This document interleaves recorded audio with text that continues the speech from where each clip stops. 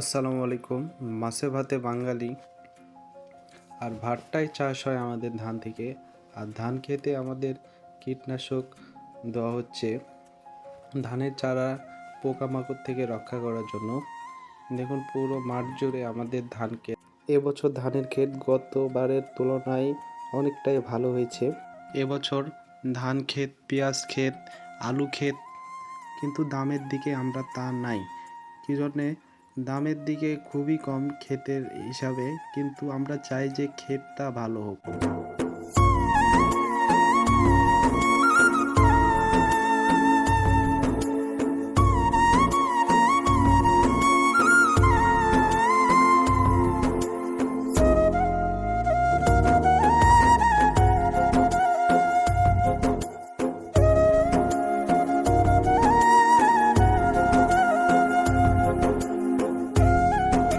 ফসলটা কি পরিমাণ হয়েছে আর কি পরিমাণ ধান কালো হয়েছে দেখুন।